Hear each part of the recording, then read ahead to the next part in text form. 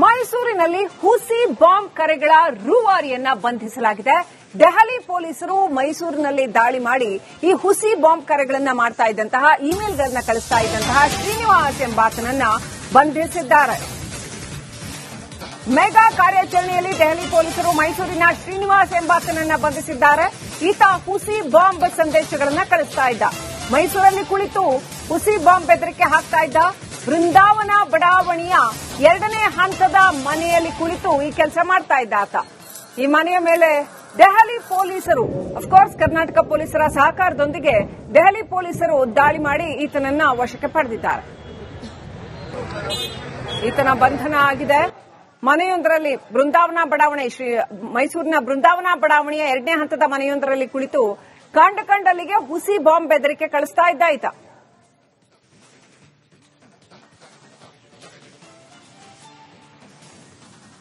ಯಾಕೆ ಹೀಗೆ ಮಾಡ್ತಾ ಇದ್ದ? ಈತ ಏನು ಮನೋರೋಗಿನ ಅಥವಾ ಬೇಕಂತಲೇ ಉದ್ದೇಶಪೂರ್ವಕವಾಗಿ ಹೀಗೆ ಮಾಡ್ತಾ ಇದ್ನ ಅಥವಾ ಈತನ ಜೊತೆಗೆ ಇನ್ಯಾರಾದ್ರೂ ಇದ್ದಾರಾ? ಪ್ಯಾನಿಕ್ ಕ್ರಿಯೇಟ್ ಮಾಡೋದಕ್ಕೆ ಈ ತರ ಮಾಡ್ತಾ ಇದ್ನ ಅಥವಾ ಮಾನಸಿಕವಾಗಿ ಅಸ್ವಸ್ಥನ?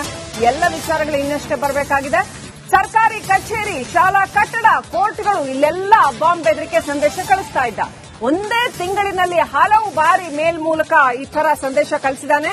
ಮೈಸೂರಿನಲ್ಲಿ ಇದೀಗ ದೆಹಲಿ ಪೊಲೀಸರು ಏಕಾಏಕಿ ದಾಳಿ ಮಾಡಿ ಈತನನ್ನ ಬಂಧನಕ್ಕೆ ಈಡು ಮಾಡಿದ್ದಾರೆ.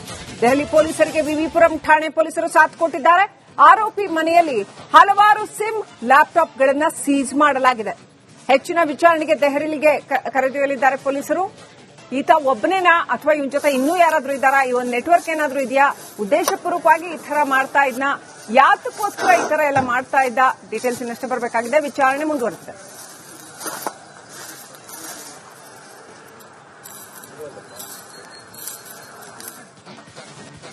ಮೈಸೂರಿನಲ್ಲಿ ಹುಸಿ ಬಾಂಬ್ ಕರೆಗಳ ರೂವಾರಿಯನ್ನ ಬಂಧಿಸಲಾಗಿದೆ. ದೆಹಲಿ ಪೊಲೀಸರು ಮೈಸೂರಿನಲ್ಲಿ ದಾಳಿ ಮಾಡಿ ಈ ಹುಸಿ ಬಾಂಬ್ ಕರೆಗಳನ್ನ ಮಾಡ್ತಾ ಇದ್ದಂತಹ ಇಮೇಲ್ಗಳನ್ನ ಕಳಿಸ್ತಾ ಇದ್ದಂತಹ ಶ್ರೀನಿವಾಸ್ ಎಂಬಾತನನ್ನ ಬಂಧಿಸಿದ್ದಾರೆ. ಮೆಗಾ ಕಾರ್ಯಾಚರಣೆಯಲ್ಲಿ ದೆಹಲಿ ಪೊಲೀಸರು ಮೈಸೂರಿನ ಶ್ರೀನಿವಾಸ್ ಎಂಬಾತನನ್ನ ಬಂಧಿಸಿದ್ದಾರೆ. ಈತ ಹುಸಿ ಬಾಂಬ್ ಸಂದೇಶಗಳನ್ನ ಕಳಿಸ್ತಾ ಇದ್ದ. ಮೈಸೂರಲ್ಲಿ ಕುಳಿತು ಹುಸಿ ಬಾಂಬ್ ಬೆದರಿಕೆ ಹಾಕ್ತಾ ಇದ್ದ. ಬೃಂದಾವನ ಬಡಾವಣೆಯ 2ನೇ ಹಂತದ ಮನೆಯಲ್ಲಿ ಕುಳಿತು ಈ ಕೆಲಸ ಮಾಡ್ತಾ ಇದ್ದ ಆತ. ಈ ಮನೆಯ ಮೇಲೆ ದೆಹಲಿ ಪೊಲೀಸರು, ಅಫ್ಕೋರ್ಸ್ ಕರ್ನಾಟಕ ಪೊಲೀಸರ ಸಹಕಾರದೊಂದಿಗೆ ದೆಹಲಿ ಪೊಲೀಸರು ದಾಳಿ ಮಾಡಿ ಈತನನ್ನ ವಶಕ್ಕೆ ಪಡೆದಿದ್ದಾರೆ. ಈತನ ಬಂಧನ ಆಗಿದೆ.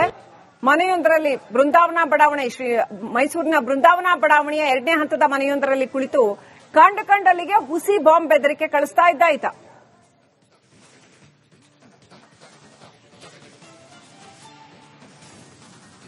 ಯಾಕೆ ಹೀಗೆ ಮಾಡ್ತಾ ಇದ್ದ? ಈತ ಏನು ಮನೋರೋಗಿನ ಅಥವಾ ಬೇಕಂತಲೇ ಉದ್ದೇಶಪೂರ್ವಕವಾಗಿ ಹೀಗೆ ಮಾಡ್ತಾ ಇದ್ನ ಅಥವಾ ಈತನ ಜೊತೆಗೆ ಇನ್ಯಾರಾದ್ರೂ ಇದ್ದಾರಾ? ಪ್ಯಾನಿಕ್ ಕ್ರಿಯೇಟ್ ಮಾಡೋದಕ್ಕೆ ಈ ತರ ಮಾಡ್ತಾ ಇದ್ನ ಅಥವಾ ಮಾನಸಿಕವಾಗಿ ಅಸ್ವಸ್ಥನ?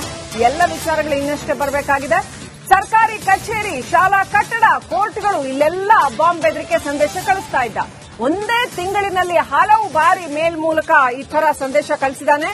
ಮೈಸೂರಿನಲ್ಲಿ ಇದೀಗ ದೆಹಲಿ ಪೊಲೀಸರು ಏಕಾಏಕಿ ದಾಳಿ ಮಾಡಿ ಈತನನ್ನ ಬಂಧನಕ್ಕೆ ಈಡು ಮಾಡಿದ್ದಾರೆ. ದೆಹಲಿ ಪೊಲೀಸರಿಗೆ ವಿವಿಪುರಂ ಠಾಣೆ ಪೊಲೀಸರು ಸಾಥ್ ಕೊಟ್ಟಿದ್ದಾರೆ. ಆರೋಪಿ ಮನೆಯಲ್ಲಿ ಹಲವಾರು ಸಿಮ್, ಲ್ಯಾಪ್ಟಾಪ್ಗಳನ್ನ ಸೀಜ್ ಮಾಡಲಾಗಿದೆ. ಹೆಚ್ಚಿನ ವಿಚಾರಣೆಗೆ ದೆಹಲಿಗೆ ಕರೆದೊಯ್ಯಲಿದ್ದಾರೆ ಪೊಲೀಸರು.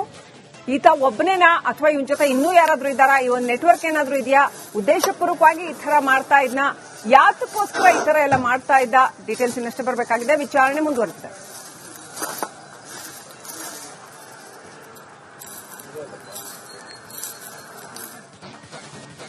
ಮೈಸೂರಿನಲ್ಲಿ ಹುಸಿ ಬಾಂಬ್ ಕರೆಗಳ ರೂವಾರಿಯನ್ನ ಬಂಧಿಸಲಾಗಿದೆ.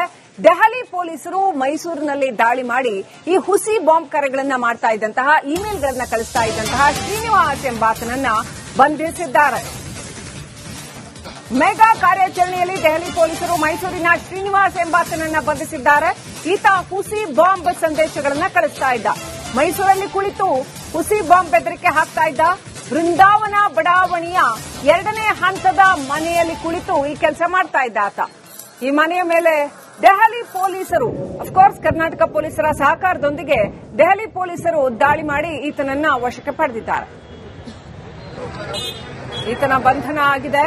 ಮನೆಯೊಂದರಲ್ಲಿ ಬೃಂದಾವನ ಬಡಾವಣೆ, ಮೈಸೂರಿನ ಬೃಂದಾವನ ಬಡಾವಣೆಯ 2ನೇ ಹಂತದ ಮನೆಯೊಂದರಲ್ಲಿ ಕುಳಿತು ಕಂಡಲ್ಲಿಗೆ ಹುಸಿ ಬಾಂಬ್ ಬೆದರಿಕೆ ಕಳಿಸ್ತಾ ಇದ್ದ ಈತ.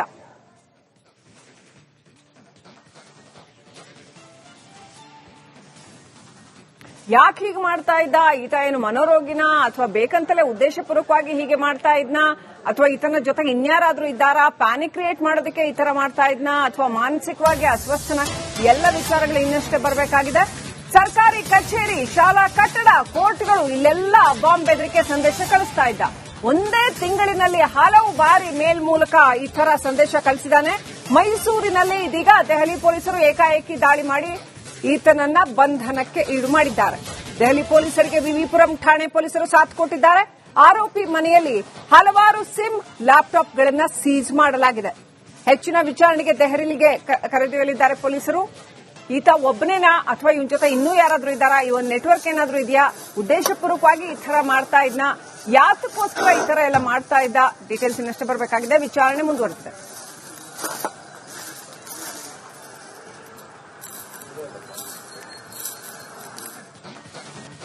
ಮೈಸೂರಿನಲ್ಲಿ ಹುಸಿ ಬಾಂಬ್ ಕರೆಗಳ ರೂವಾರಿಯನ್ನ ಬಂಧಿಸಲಾಗಿದೆ.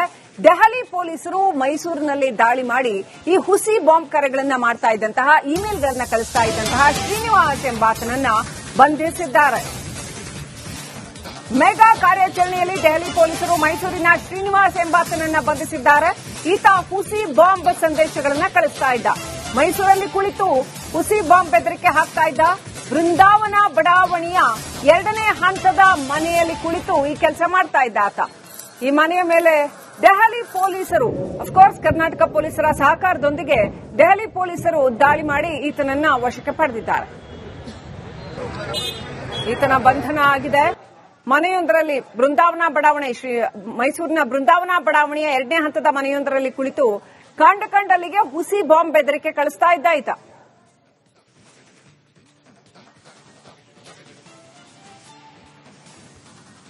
ಯಾಕೆ ಹೀಗೆ ಮಾಡ್ತಾ ಇದ್ದ? ಈತ ಏನು ಮನೋರೋಗಿನ ಅಥವಾ ಬೇಕಂತಲೇ ಉದ್ದೇಶಪೂರ್ವಕವಾಗಿ ಹೀಗೆ ಮಾಡ್ತಾ ಇದ್ನಾ? ಅಥವಾ ಈತನ ಜೊತೆಗೆ ಇನ್ಯಾರಾದ್ರೂ ಇದ್ದಾರಾ? ಪ್ಯಾನಿಕ್ ಕ್ರಿಯೇಟ್ ಮಾಡೋದಕ್ಕೆ ಈ ತರ ಮಾಡ್ತಾ ಇದ್ನಾ? ಅಥವಾ ಮಾನಸಿಕವಾಗಿ ಅಸ್ವಸ್ಥನ? ಎಲ್ಲ ವಿಚಾರಗಳು ಇನ್ನಷ್ಟೇ ಬರಬೇಕಾಗಿದೆ. ಸರ್ಕಾರಿ ಕಚೇರಿ, ಶಾಲಾ ಕಟ್ಟಡ, ಕೋರ್ಟ್ಗಳು ಇಲ್ಲೆಲ್ಲ ಬಾಂಬ್ ಬೆದರಿಕೆ ಸಂದೇಶ ಕಳಿಸ್ತಾ ಇದ್ದ. ಒಂದೇ ತಿಂಗಳಿನಲ್ಲಿ ಹಲವು ಬಾರಿ ಮೇಲ್ ಮೂಲಕ ಈ ತರ ಸಂದೇಶ ಕಳಿಸಿದ್ದಾನೆ. ಮೈಸೂರಿನಲ್ಲಿ ಇದೀಗ ದೆಹಲಿ ಪೊಲೀಸರು ಏಕಾಏಕಿ ದಾಳಿ ಮಾಡಿ ಈತನನ್ನ ಬಂಧನಕ್ಕೆ ಈಡು ಮಾಡಿದ್ದಾರೆ. ದೆಹಲಿ ಪೊಲೀಸರಿಗೆ ವಿವಿಪುರಂ ಠಾಣೆ ಪೊಲೀಸರು ಸಾಥ್ ಕೊಟ್ಟಿದ್ದಾರೆ. ಆರೋಪಿ ಮನೆಯಲ್ಲಿ ಹಲವಾರು ಸಿಮ್, ಲ್ಯಾಪ್ಟಾಪ್ಗಳನ್ನು ಸೀಜ್ ಮಾಡಲಾಗಿದೆ. ಹೆಚ್ಚಿನ ವಿಚಾರಣೆಗೆ ದೆಹಲಿಗೆ ಕರೆದೊಯ್ಯಲಿದ್ದಾರೆ ಪೊಲೀಸರು. ಈತ ಒಬ್ಬನೇನಾ ಅಥವಾ ಇವನ್ ಜೊತೆ ಇನ್ನೂ ಯಾರಾದ್ರೂ ಇದ್ದಾರಾ? ಈ ಒಂದು ನೆಟ್ವರ್ಕ್ ಏನಾದ್ರೂ ಇದೆಯಾ? ಉದ್ದೇಶಪೂರ್ವಕವಾಗಿ ಈ ತರ ಮಾಡ್ತಾ ಇದ್ನ? ಯಾತಕ್ಕೋಸ್ಕರ ಈ ತರ ಎಲ್ಲ ಮಾಡ್ತಾ ಇದ್ದ? ಡೀಟೇಲ್ಸ್ ಇನ್ನಷ್ಟೇ ಬರಬೇಕಾಗಿದೆ. ವಿಚಾರಣೆ ಮುಂದುವರೆದಿದೆ.